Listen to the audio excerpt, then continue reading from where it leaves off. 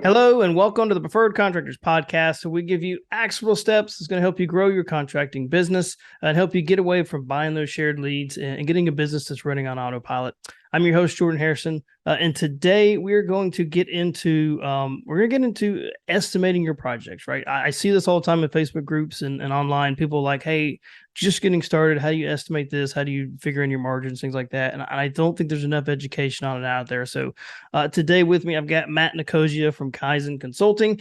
Going to come on and talk to you about that, kind of help you through that process, and so you can grow. Matt, welcome, man. Thank you. Thank you for having me.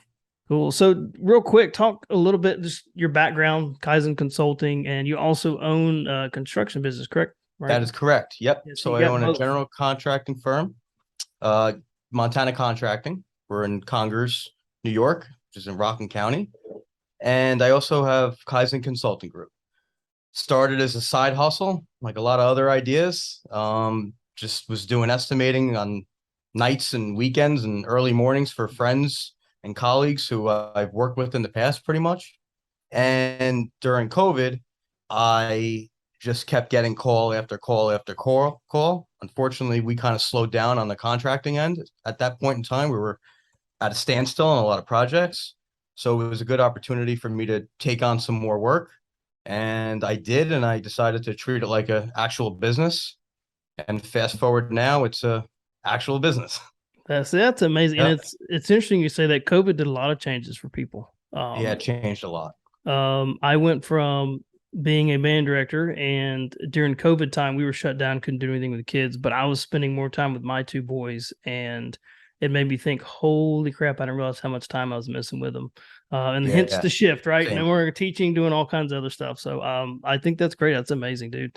So let's Yeah. get right into it, man. Like, I don't want to waste a ton of time on talking about my joking stuff. And me, let's get into the estimating side. So the components of building out a profitable, successful estimate, right? You got to be able to build in margins. You got to be able to make sure you're covering your material costs and things that may come up. Let's start Right, with right. like the work takeoffs or estimating material costs. Like, where do contractors make the biggest mistake in this part of it?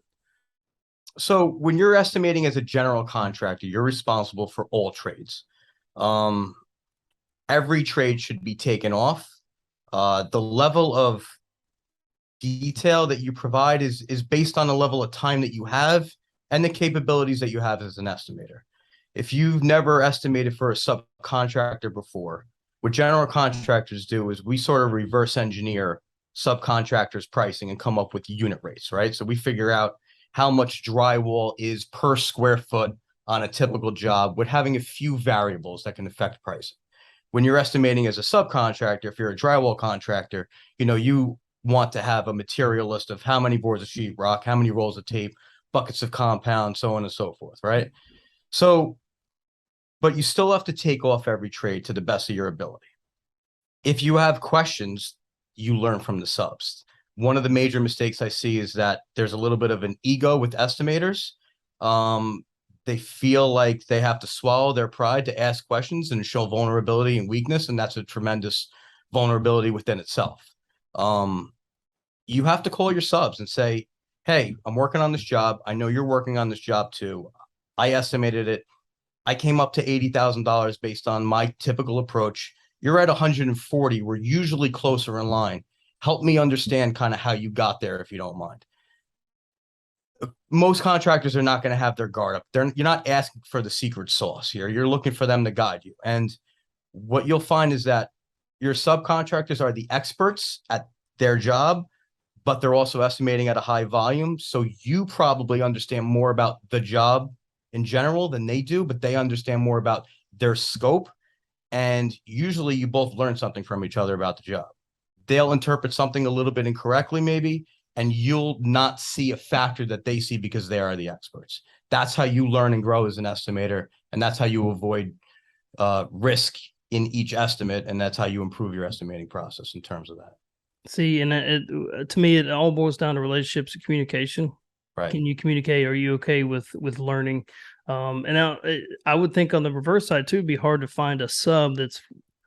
Well, I don't say it's hard to find a sub, but having a sub that's having the same open communication with you to say, hey, this is how things are, this is the right way to do things. Here's a cost, because they also too want to make money, right? They don't want to be, sold out to the river. And you hear those stories all the time of the GC not paying up or screwing them over when they're putting in the work, right? So Absolutely. I absolutely understand. So talk for a moment about some subcontractor leveling. Like, I feel this could go wrong on so many levels. Like, what's the best way to find the right subcontractors and make sure you're actually getting the fair rate? So how do you go out and find those people? So in terms of finding subcontractors, it's an ecosystem, right? So you have to make sure you're not too decompartmentalized. Your purchasing department, if you're a bigger, firm, needs to have an understanding and sensitivity to the subs who are bidding jobs for you. At Montana Contracting, I reward subs who bid to us. I reward subs who make our job easy. That helps us grow. And so that's the best way. And obviously paying your subs. When you pay your bills, magical things happen in construction for you. So paying your bills and rewarding subcontractors for good performance and making your job easier is going to show you pretty significant results. In terms of how to level subs, this is crucial. You have to level subcontractors line item by line item. You cannot level subs trade by trade. It has to be detailed. And whether it's in the form of a call first or in the form of an email, it should always end up in the form of an email, so it's documented. But you want to go through each line that you picked up on your estimate and make sure that your contractor has that included. Usually you're going to get a lump sum price on a project. You don't want to ask your subs to break things out in ways that are unnecessary and are going to put them on the defense, right? But you want them to try to show you as much detail as possible within, being reasonable. And if they do not have something included in their price, you are going to carry the price either that you have for that line item, or you're going to carry a price from another subcontractor that they have in their line item, and you go all the way down the line, and that's going to give you your qualified bid. Then you send them back the things that you discussed, or if you're having an email exchange, and you get them to have a complete bid. And obviously you want to make sure that they're not including anything that they don't need to be including. That's how you're going to level subcontractors. So what, when you say reward, what do you mean by that? So my estimating department is always telling me, hey, we found these new subs. We vet people out pretty carefully before they even can bid to us. But when they do, if you bid 3, 4, or 5 jobs from us, you're getting a job from us. Or if your pricing is completely out of line, I feel like we have a responsibility to tell them, hey, here's some feedback for you. These are the prices that we typically get. These are the prices that we got on these jobs compared to your price. And, take that information and do what you see with it. But giving subs feedback it's the right thing to do, and it's going to benefit everybody involved. So that's awesome. And it's interesting you say that. So I knew when I used to teach, there's a guy that on the side, he did concrete jobs, and he bid it out. He was showing me a bid he did on a government, I think it was a government paid job, and he way underbid everybody. And they're like, are you sure this is what you want to do? Because you are way under. And then they were nice enough to show him, hey, this is what everybody else is bidding. He goes, whoa, because he would have lost like 40 grand on the bid, and he had no clue. So I think that's awesome. I think it's amazing. So what other parts of the estimation process should a contractor think about before they're presenting a bid? So let's say I'm taking a bid to you as a contractor, because I think people that hear this are going to hear it on both ways. One, I may want to subcontract out to a GC, and then the other way around. So if I'm a subcontractor, what are things that I need to be transparent about and bring to the bid, and also keep my margins as well? From a subcontractor to a general contractor? Yeah. Arm them with the things that you see that that the general contractor is not going to see. Everybody has a responsibility to bid the drawings, right? The drawings are the Bible, and the GC is doing the same thing. We're not going to include things in our bid that are not on the drawing because our competitors are not going to do the same thing. And you leave your success up to the skill set of the client who's reviewing your bids. And they, there's a leveling process, but they're not experts in construction. They don't really know how to do it too well. So the right approach to do good business for everybody involved is you arm your client with the information of things that you see based on your experience that are going to have a cost or a schedule impact, right? So if you're a drywall sub and you see that they are including a fry reglet reveal detail, that's kind of an odd modern detail, and you know from your experience that that specification won't work because it's going to interact with the trim in a way that is not going to work, bring that to the table. Say, look, we bid the drawings based on what was specified, but based on our experience, we think that you should consider using this detail instead. And this can have a cost impact of, $2,424, but it's something that should be discussed prior to moving forward. Now, me as the GC, I'm going to take that. And if I employ the strategy of not holding back until I get a job and using a change order approach, I'm going to use that as an alternate in my bid as well. And I'm going to present that to the client. I firmly believe that the more value you can add before you get signed on to a project, you're going to get better customers, you're going to get more repeat business, and you're going to win jobs because of it. Yeah, it's true. Once again, you hear it doesn't matter what industry it is, whenever what business it is, more value, more transparency, Right. being honest, and being a professional. Right. I love it. So, sorry, Well, day of talking here. So if let's say I won the bid and I'm a contractor, what if especially if it's new, and once again, I'm looking at it from, because we have a lot of contractors that are really on the sub side more than general contractors that listen to the show. So let's say I won the bid. What are kind of the crucial next steps for a contractor to kind of ensure there's a smooth process in getting the job? For subcontractors? Yeah, for subcontractors.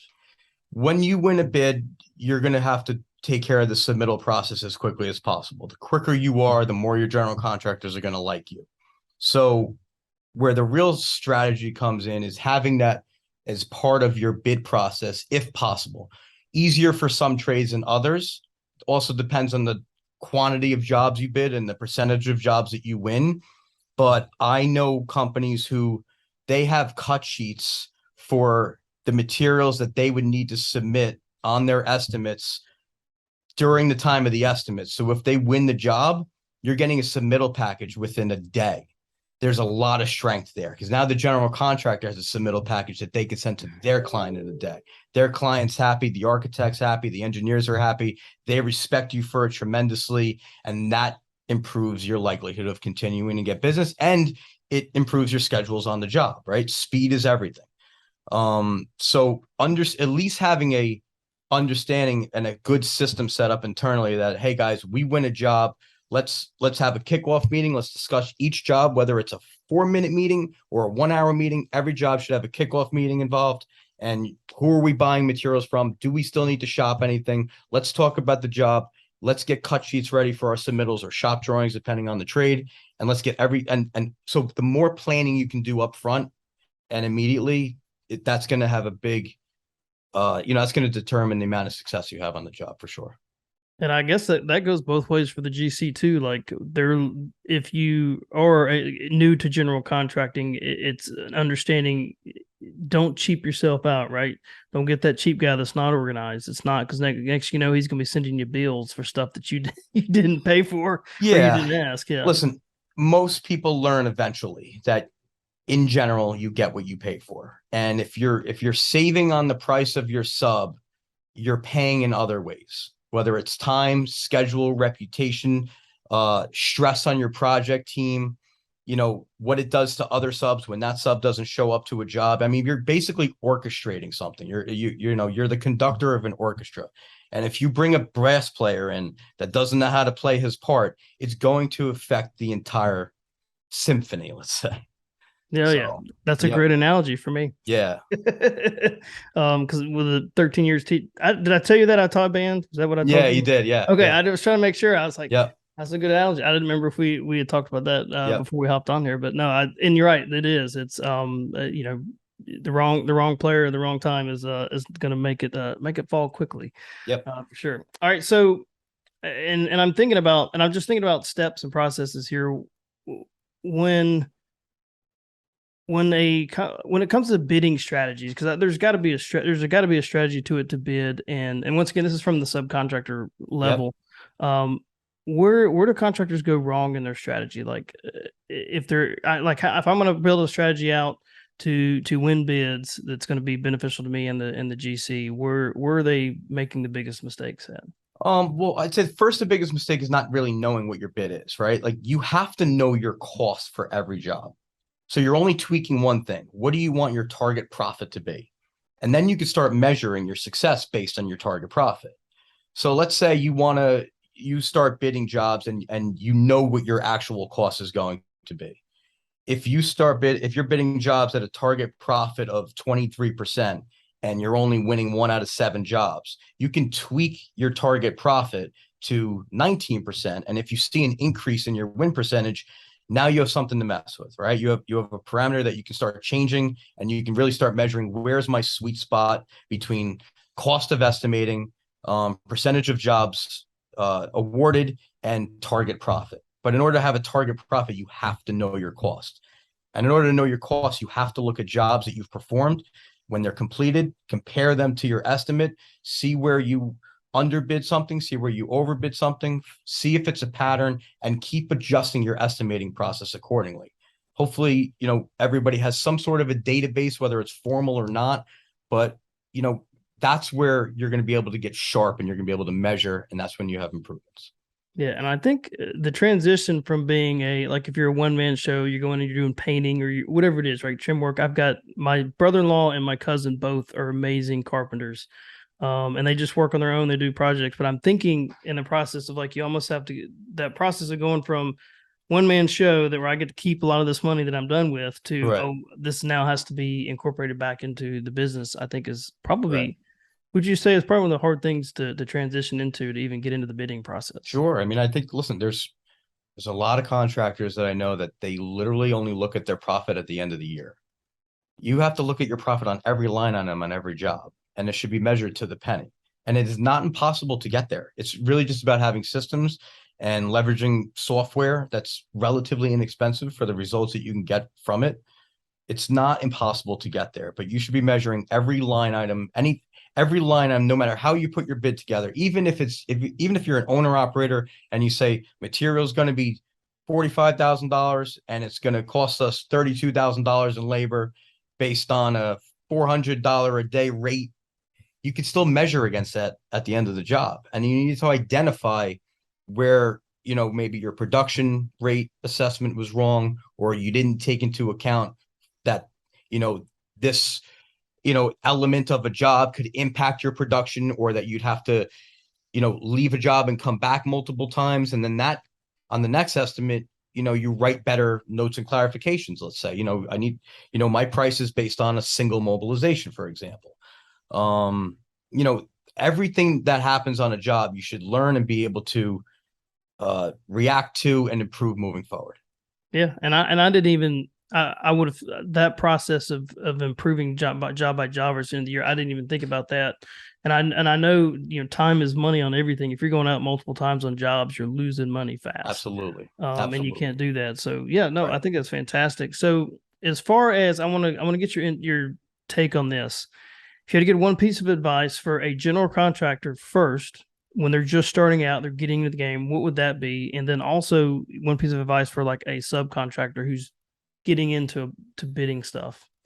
So first, general contractor, we're talking about like a single owner operator who wants to grow a company from. Yeah.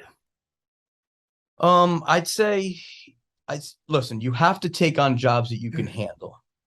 However, I also think that you don't want to take on the smallest jobs possible. I don't think you need to start from the bottom to get there.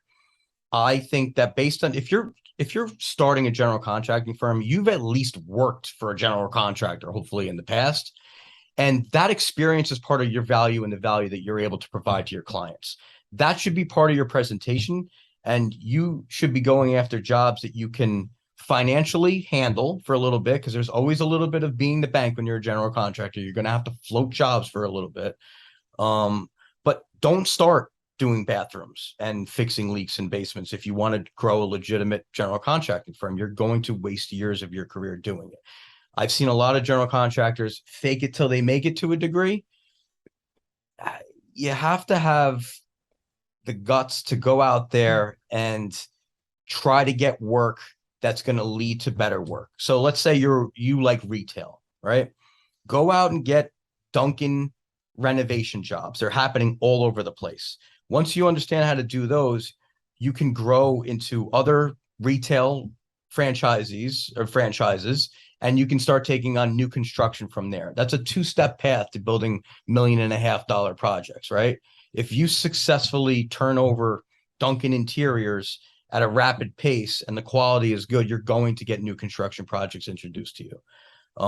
And so I think it's about understanding who you are. You can't do everything. You have to specialize in the least, in a couple of areas, and look at where the opportunity is and how can I get from step A to B to C. Don't go too fast. You have to be patient, but have a plan to grow so you have a deliberate approach to your marketing and your sales. And I like that. There's a guy, he was on this show, Dave Taggart. He owns A5 Roofing, and he's been everything from a sub. He's put his hands in the dirt. He's done the work. He went sales, and then he's now owner, and he just took on a commercial project, one of his bigger projects, I believe. And that's like kind of his stepping stone, and that's a great example of he went right outside the box to do that commercial job. Wasn't comfortable, but guess what? He found some really good people around him, and Yep. and made it happen. So Yep. I like it, man. I like it. So where in the future of Kaizen Consulting, do you guys have any big plans? What's your plan for growth in the next 2 to 3 years? So right now we're primarily estimating for general contractors. That's my bread and butter. It's what I love to do. What makes us different is that we level subcontractors for our general contractors, because that is where all the magic happens. Those conversations that we talked about at the top of the podcast are crucial. And so what I'm doing is I'm giving general contractors a complete package. They get a complete proposal. They get strategy from us. And so based on giving people that complete package, we are able to get it really turns into a relationship where most of my clients aren't even reviewing our work anymore, to be honest with you. And I'm able to do that because I also am approaching estimating from not only an estimator's position or a project manager's position, but also a business owner. And that makes them comfortable. So we're doing general contracting estimating a lot. I estimate for subcontractors. We specialize heavily in drywall and painting, and also electric. We've been working a long time on coming up with a system internally that will allow us to scale electrical estimating at a pretty rapid pace. And so that's going to be something that we're going to be bringing to the market in the next 2 or 3 months. And then look, we also I have a peer group that we're working on that's going to start in November for construction business owners. I think it's going to provide a lot of value. And, overall just business and operations consulting, coaching, and oversight. We're not just an estimating company. I run and operate a construction firm myself. And so I build the product that we're estimating, and we're able to provide a lot of value to construction business owners. I love it, man. And I think paying for that knowledge up front is worth the value on hand. Like, to me, if there's any shortcut you can make to get to the top, why not do it? So you take experience, pay for it, get the consulting in, and do it that way. So That's awesome. Well, all right. So if somebody wants to work with your company, somebody wants to reach out to you, what are the best ways to get in touch with you? Email is just Matt, MATT, at kaizencgroup.com, KAIZENC group.com. Anybody can call my cell phone, 845-664-4174. Dangerous. Do it out there. It's dangerous. No, listen, I'm very accessible. I am accessible. All my clients, I have estimators, obviously, they're part of my team, but anybody can call me anytime. If I'm up, I'm answering the phone. I'm here to make a tremendous impact for my clients. My clients don't even like me. My goal and what I've been successful at achieving here is, like, my clients tell me, like, I feel like you're a secret weapon. I don't want anybody else to know about you. I don't estimate for anybody who's a competitor for anybody else. I never will. Yeah. But that's my goal. My goal is to be like, thank God I found Matt and Kaizen Consulting Group. These guys transformed my business. Love it. Love it, man.